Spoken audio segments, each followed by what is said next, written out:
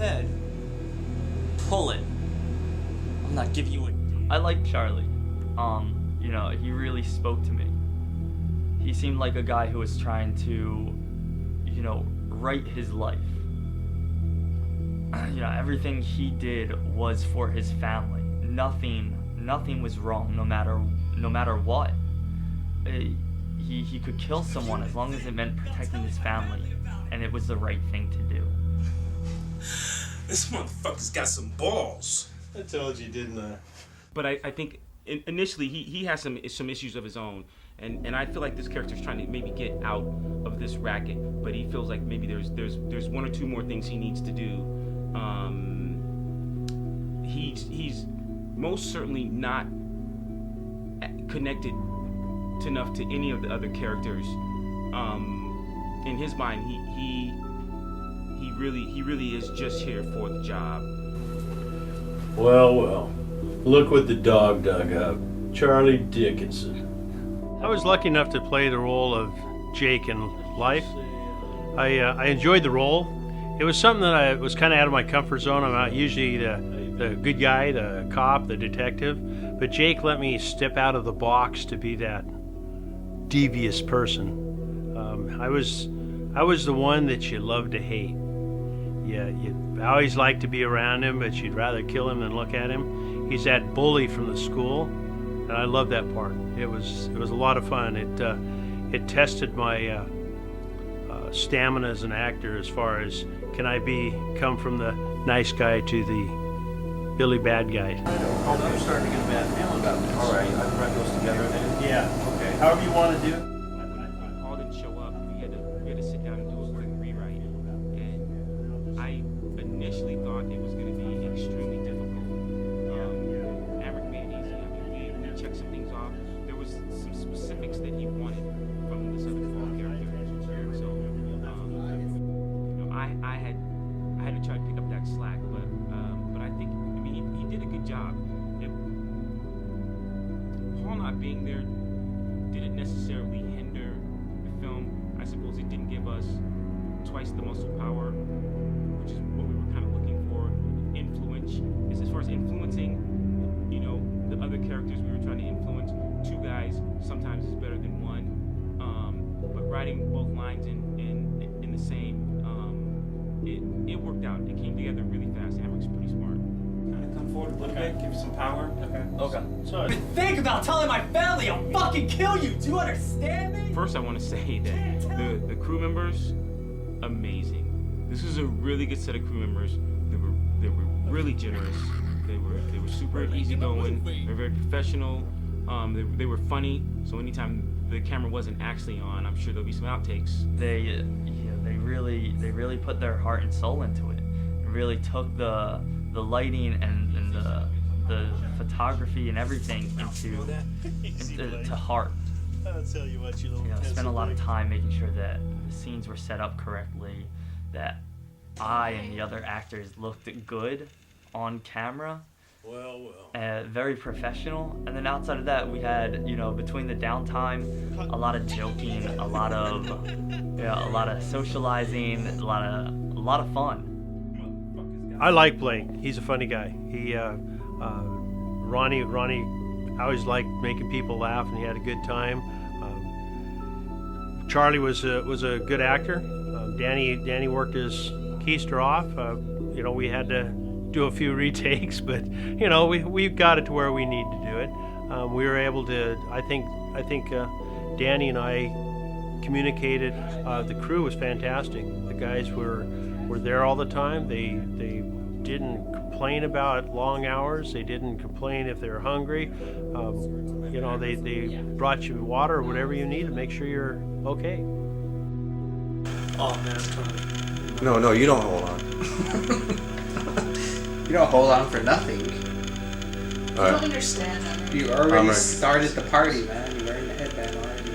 In the making. Emmerich is a show within a show. He's the brains behind the operation. Okay. He's a good guy to work with, and it's fun to watch him plot and think. he does a lot of thinking, and it's good to watch, you know. But he has some things in his head that he's trying to do. So I mean, he's not a tyrant, but he likes to get work done. So yeah, this was really good. I hope I get to work with him again, for sure. I mean, I'm an asshole, but I'm not shooting people. Yeah. So they can be a little more believable. It's like, Little things just, come on, let's go. You know? Yeah, because that's where it's like his character's like saying like. There's a duality to him that you can see. He's always in the moment. He's very in the moment that the film's happening. But you can also see, like any director really, that he's also planning for the future. And look, that's the kind of job that is. He has to consider the prior shots and the shots that have to come next. But when he's speaking to you about the scene, you can tell he has a very clear idea of what it is he wants. So, I mean, there's really no loose play, but I mean, as a director, he does have to cover all the bases. I mean, I have to say it's fun to watch him think. You know, he brings a certain amount of humor to his work. At the same time, he's very professional. But when he gets in that thought mode, it's fun to watch. I mean, you have to be there. It's hard to describe. He's already been shot. Yeah, he's already been done. That's why it's like fuck you. Like that's when Jacob's like, oh come on man, let's go. Okay, so then I'm back at your restaurant. We had the store over here. Yeah. So he's gonna be hit, or he'll be right there then, shot. And then Blake's gonna say, come on, let's go. I'll say, fuck you, and Blake say, come on, let's go. And I'll turn around, she's gonna be right there. Emmerich is good. He took good feedback. You know, a lot of the people that make these films, they want it done their way. They don't, they don't see what they want, and they stop the action. Emmerich was letting us put our feet in there, and we discussed with him, hey, what if we did this, or what if we did that? And Emmerich would look, we'd walk through it, and we'd say yes or no. We'd just say, if he didn't say no, you're stupid, that's the dumbest thing I ever heard. He was the sort of person that said, you know, I see what you're saying, but I kind of like this revision better. And then, so we'd walk, and by the time we fine-tuned everything, I thought the shots came out real well. Looking down, kind of feeling way too guilty on yourself. And then you're thinking too much about it, like, you know, how's your family's gonna react? What would you, like, you know, your older brother's gonna react to it, you know, but think about it. The first time that I played a lead, you know, working with the director more one-on-one, it was a great learning experience between learning to communicate, you know, discussing on where Charlie was heading, you know, getting, you know, trying to make every take and every scene, you know, the best that it can be. I think talking and you know, communicating and really working together, it was a great experience, and I learned a lot. So I had a great opportunity working with Emmerich. Danny, who played Charlie, the kid that was bullied, you could see that Charlie was trying to start a new life. He was trying to start over. He knew he made a mistake. He didn't want to get involved anymore, and he said so. But me, playing Jake, I had some secrets on him. And you're going to see what I did in the film. And I kind of put the twist to it. And I kept using that to bully him, to make him do what I wanted. And that is so much like life. People going, hey, I know you're out smoking that cigarette behind the barn, or I know you took a drink of beer the other day. Hey, I know you did this, or I know you stole some candy. If you don't do this, then I'm going to tell somebody. You know something? Fess up. If you did something wrong, admit it. Don't let people use something against you in order to make you do what they want in life.